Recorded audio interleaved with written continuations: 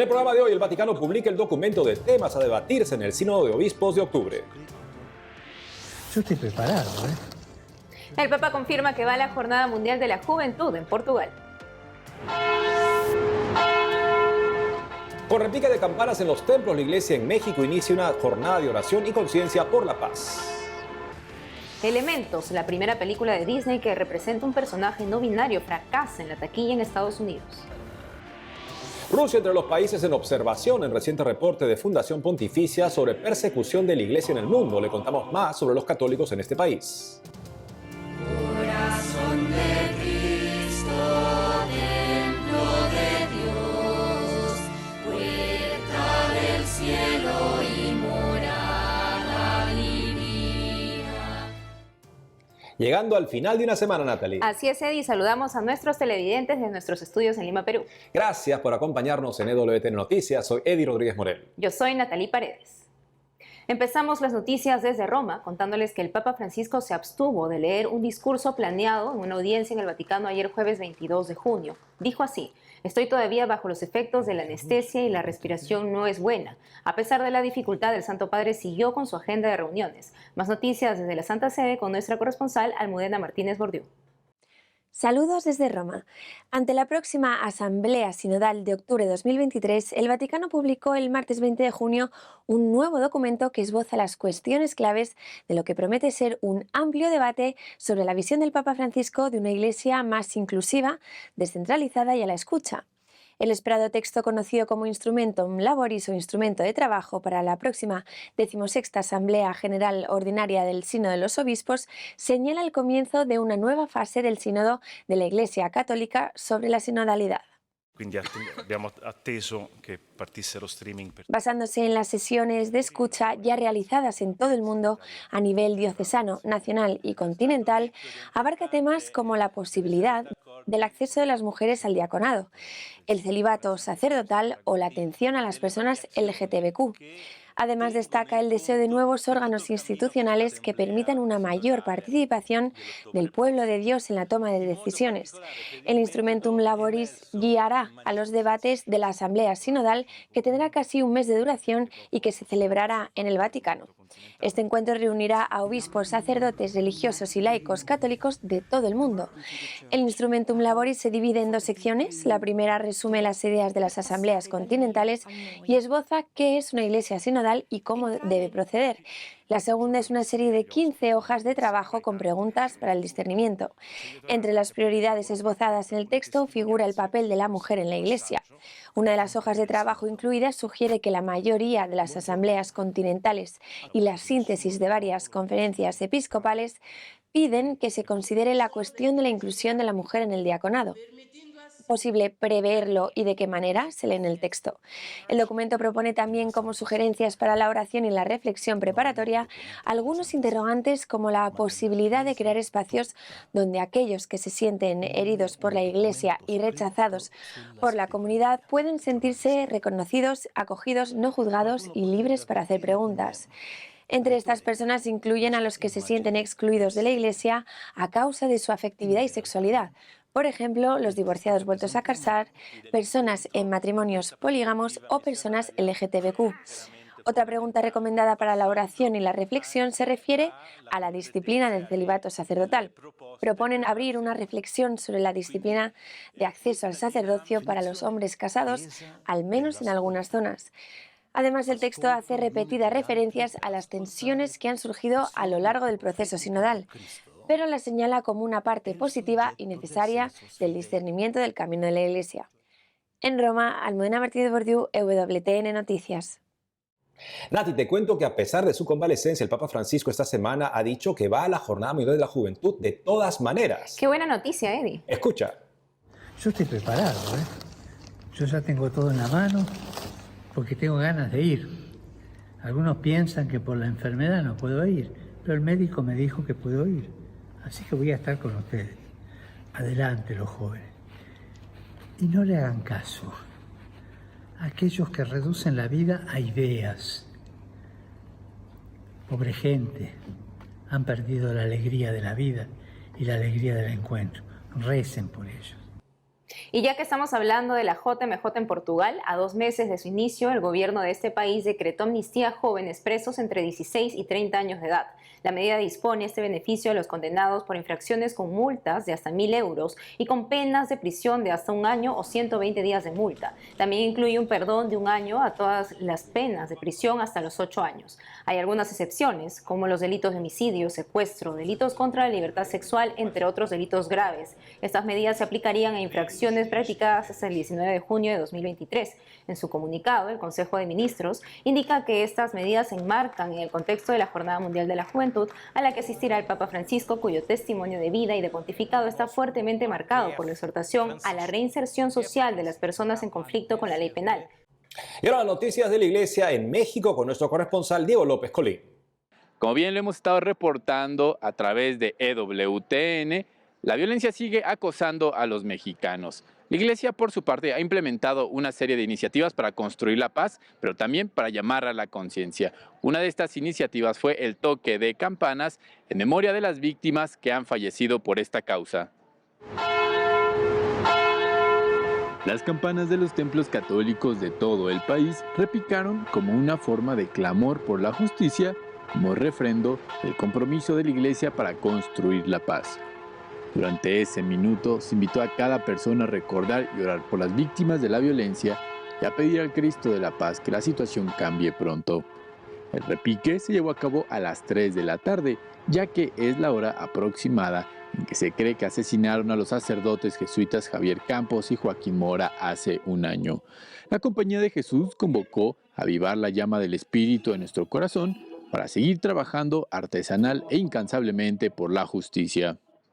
Y 3 días antes de realizar esta iniciativa para conmemorar a las víctimas de la violencia, fueron emboscadas y asesinadas 2 catequistas, las cuales iban a una procesión por el Santísimo. Gertrudis Cruz de Jesús y Glicerina Cruz Merino eran catequistas de la parroquia de San Juan Bautista Copala en el estado de Oaxaca. Se movían de pueblo a pueblo para reunirse con un grupo de jóvenes que iban a participar en una procesión con el Santísimo y otras actividades diocesanas con motivo de las bodas de plata sacerdotales del obispo Miguel Ángel Castro Muñoz en la Catedral de Huajuapan de León.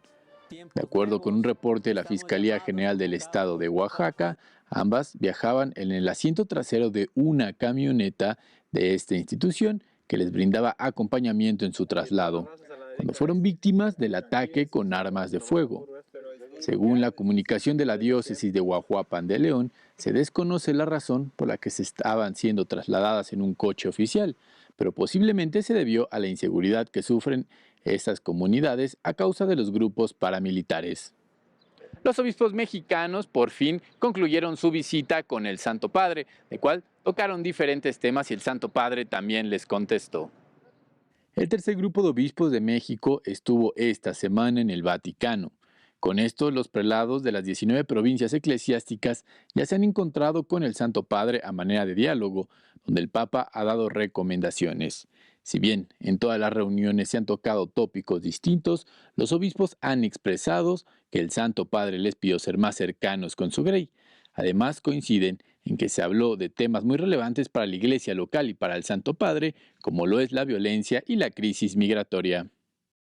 Y quiero en este momento expresar sinceramente nuestra gratitud a todos ustedes los que han orado para que esta visita dé muchos frutos en todas nuestras diócesis.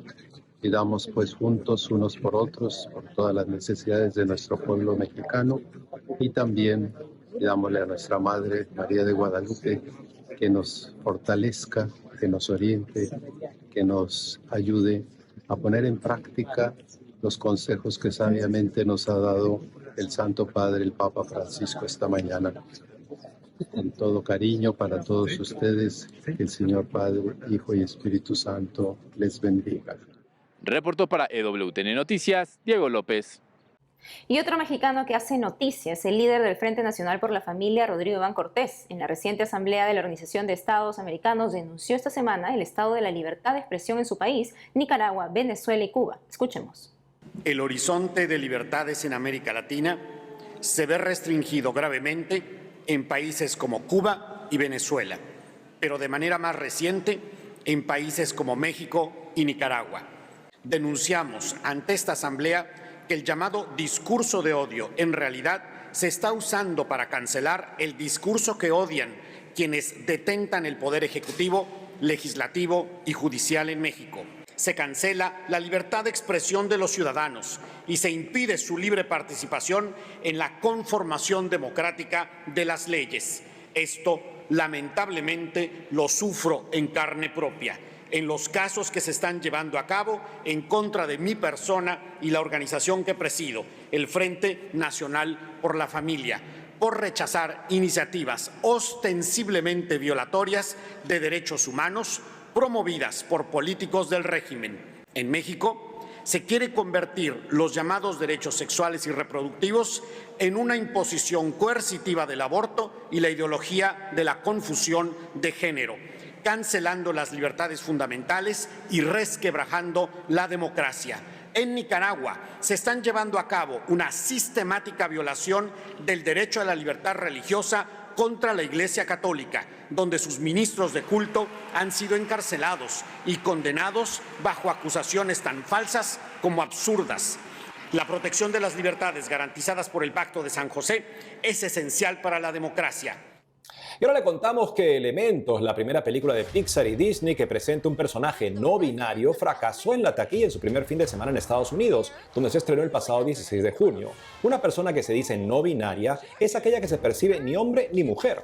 La cinta, que se estrenó en Latinoamérica este jueves 22 de junio, presenta al personaje Lake Ripple como no binario, con la voz de Ava Kai Hauser, una joven de 22 años que también se identifica como tal.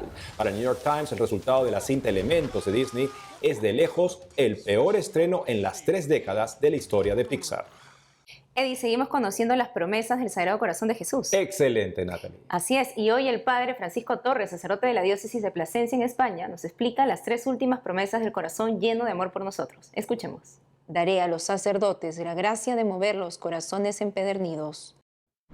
Bueno, pues esta promesa que hace el corazón de Jesús está muy relacionada con lo que la teología católica siempre ha dicho, ¿no? Y es que el sacerdote actúa en su ministerio in persona Christi. Y una de las funciones ministeriales que tiene el sacerdote es la predicación, es el carisma de predicar, de exponer el evangelio, de las enseñanzas, de la doctrina de la Iglesia. Y en la medida en que el sacerdote es fiel a esas enseñanzas y no enseña lo que él piensa, sino lo que la Iglesia siempre ha enseñado, pues el Señor, digamos, hace fecunda y eficaz esa predicación. Y esa fecundidad de la predicación conlleva, pues, ablandar los corazones más duros, que eso es lo que significa empedernido. Bueno, pues con esta promesa, que literalmente, ¿verdad?, está más dirigida a los sacerdotes, nosotros podemos ganarla, nosotros podemos disfrutarla en la medida en que, primero, somos fieles a las enseñanzas del Evangelio, a las enseñanzas de la Iglesia. Segundo, en la medida en que somos humildes de acoger esa predicación, de dejarnos enseñar por lo que la Madre y Maestra Iglesia nos ha enseñado siempre. Y tercero, en la medida en que buscamos la formación, la actualización, el aprendizaje de esa doctrina para hacerla nuestra y luego enseñarla. Las personas que propaguen esta devoción tendrán escrito su nombre en mi corazón y jamás será borrado de él. Porque la devoción al corazón de Jesús es una devoción misionera, tanto a Santa Margarita María de Alacoque como luego en España al Beato Padre Hoyos. La devoción al corazón, lo que Jesús les dice es que tienen que propagarla. He elegido por tu medio servirme para que todo el mundo conozca esta devoción. Y entonces, ¿cuál es el pago? ¿Cuál es el premio de fidelidad que Jesucristo le promete al apóstol del corazón de Jesús, al misionero del corazón de Jesús?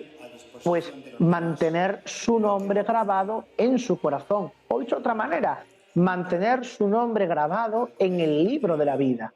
Todas las formas que esta devoción piadosa adquiere son medios, modos espléndidos, maravillosos, para lucrar esa promesa de que nuestro nombre, es decir, que toda nuestra vida esté consagrada, esté guardada y grabada en el corazón de nuestro Señor Jesucristo. A todos los que comulguen 9 primeros viernes de mes continuos, el amor omnipotente de mi corazón les concederá la gracia de la perseverancia final. ¿Qué significa el 9? El 9 es el número de la vida. Claro, ¿cuántos meses está una persona en el seno de su madre gestándose? ¿Cuánto tarda la vida humana en gestarse, en organizarse, en prepararse para salir a la luz? 9 meses.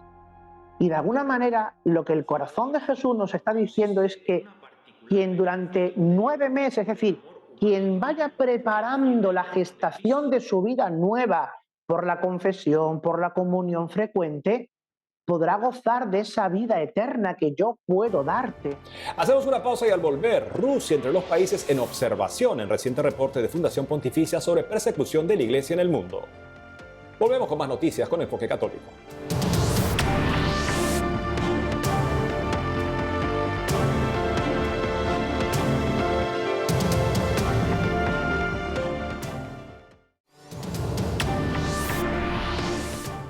Ahora les contamos que el informe de Libertad Religiosa 2023 de la Fundación Pontificia Ayuda a la Iglesia Necesitada señala que el 62% de la población mundial vive en países donde la libertad religiosa está restringida en forma grave. El documento fue presentado hace poco en la Embajada de Italia ante la Santa Sede. Entre los países en observación se encuentran Rusia y Ucrania. De acuerdo a Marcela Sminamsky, redactora del informe, gran parte de los problemas de libertad religiosa derivados de la guerra ruso-ucrania se produjeron después de que los investigadores recopilaran sus datos para el documento. Indicó que esta información se tendrá en cuenta en el próximo reporte de libertad religiosa. Pero EWTN Noticias también estuvo indagando. Nicolás García nos presenta el ángulo de la iglesia en Rusia que sale adelante. Monseñor Joseph Bert, consagrando la nueva parroquia San José en Bertsk el pasado 18 de junio.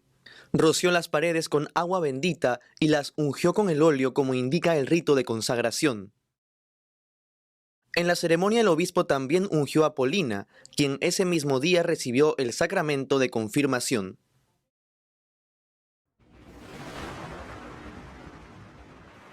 La parroquia está en Bertsk, la segunda ciudad más grande de Novosibirsk, al sureste de Rusia. Desde que se incendió la casa donde se levantaba la parroquia de San José en 2013, los católicos de Bertsk no tenían una sede propia para el culto por falta de recursos. Gracias al apoyo de muchos fieles misioneros y religiosos, después de 10 años los católicos de esta ciudad vuelven a contar con un templo. Esta es la realidad de muchas comunidades católicas en Rusia, según la Fundación Pontificia Ayuda a la Iglesia Necesitada.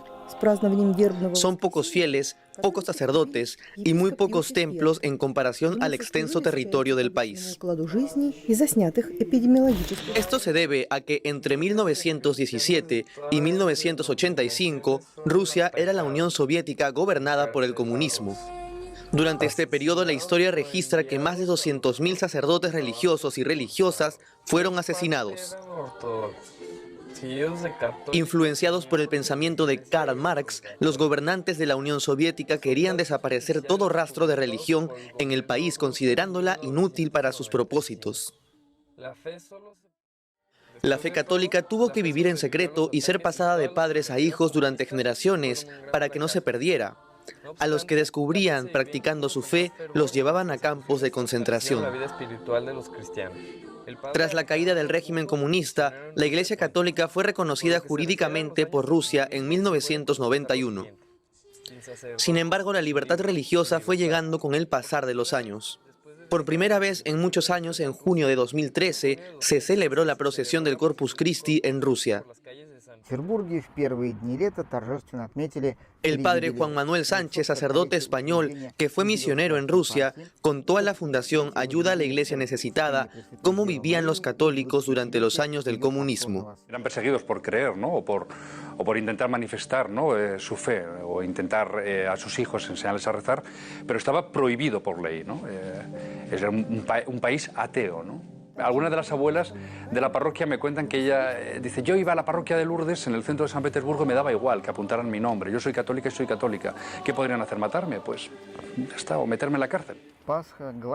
Ahora la Iglesia Católica no sufre la persecución de los años del comunismo, pero siendo una minoría en un país tan grande y casi desaparecida por el comunismo, les cuesta volver a organizarse. Del lugar donde yo vivo a la parroquia son 2.200 kilómetros. Entonces yo tengo que ir en avión a celebrar misa.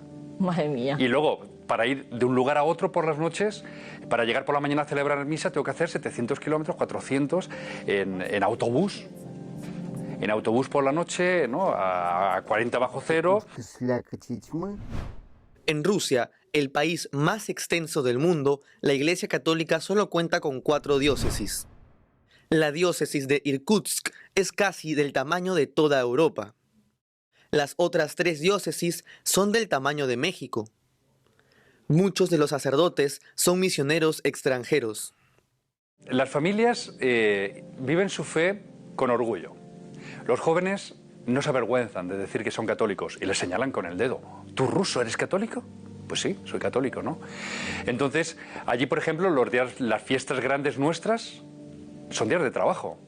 Claro. La gente se piden un día de vacación, ¿no? Para ir a celebrar la Navidad, no para asistir a la Eucaristía. En Rusia la Iglesia Católica es una minoría.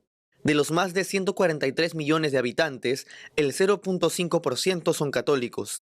El 72% pertenecen a la Iglesia Ortodoxa rusa con un fuerte vínculo al gobierno. El 15% son ateos o agnósticos.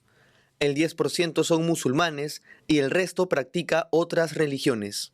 Al final vivimos de donativos extranjeros de otros países, ¿no? Que nos ayudan pues, para sacar los templos adelante. Simplemente la calefacción, ¿no? Que está 24 horas al día encendida durante 6 meses. Claro. No, claro, tú imagínate, ¿no? Entonces, y con las comunidades tan pequeñas, nuestros parroquianos pues, tienen muy pocos medios económicos, la mayoría de ellos, pues esa ayuda económica también pues, para salir adelante, ¿no? Y sacar adelante todas las labores que estamos haciendo. Y luego les viene muy bien cuando salen fuera, ¿no? Y ven que no están solos. Claro. Cuando hemos ido a los encuentros, a los mundiales de la juventud con el Papa, ¿no? Hemos salido a peregrinaciones con otros países, claro, a ellos les abre, ¿no? Les abre la mentalidad de ver que la Iglesia es universal, ¿no?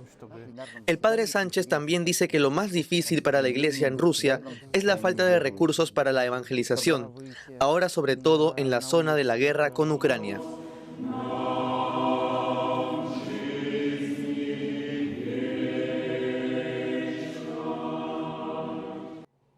Cada 23 de junio la Iglesia Católica celebra a San José Cafaso, sacerdote diocesano, maestro de Don Bosco y muchos otros sacerdotes santos. El padre Humberto Chávez, vicario provincial de la Congregación Salesiana, nos cuenta más sobre el santo. Escuchemos.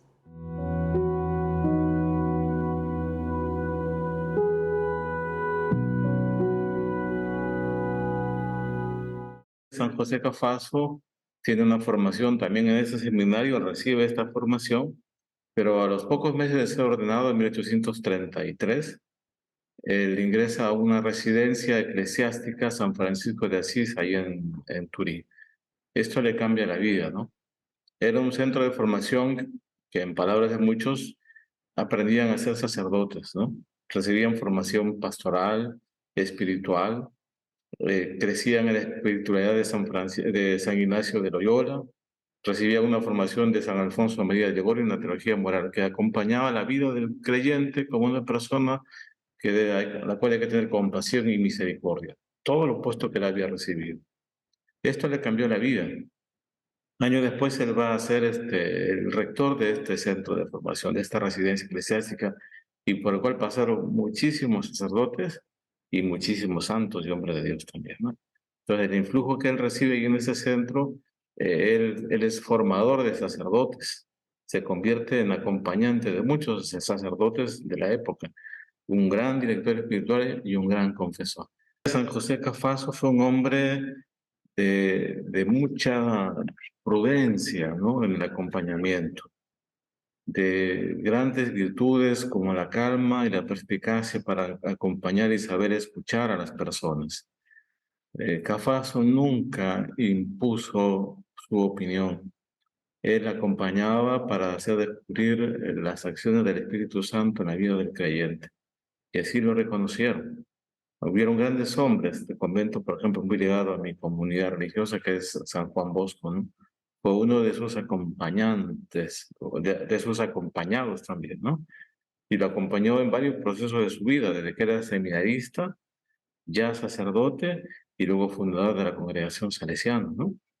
Y describe don Bosco a un padre muy cercano a él que lo supo escuchar, comprender y acompañar, pues que no podemos decidir las cosas por nosotros mismos solos, sin escuchar otras voces, la voz del Señor. Y por eso hace falta acompañantes, ¿no? Hombres sabios y prudentes, hombres de Dios, o mujeres, hombres o mujeres de Dios que acompañan la vida de los creyentes, ¿no? Que ayuden a descubrir la voz del Señor, descubrir la voluntad del Señor a través de ese proceso de acompañamiento. Segunda cosa, es importante la formación, ¿no? Para acompañar a las personas hace falta seguir formándose siempre, ¿no? No basta con los estudios que uno ya ha hecho, los títulos que uno pueda tener. Hace falta seguir formándose para comprender el corazón y el rostro humano del Señor.